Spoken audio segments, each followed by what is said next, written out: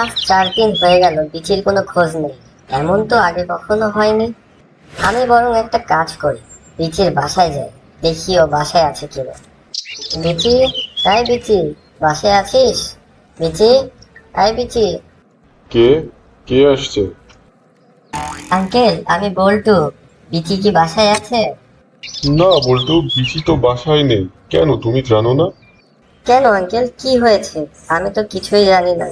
আর বিচি কোথায় গেছে আমাকে তো কিছুই বলে নাই। বিচি তো ওর চাচার সাথে কক্সবাজার গেছে ঘুরতে। কেন, তোমাকে কিছু বলে নাই?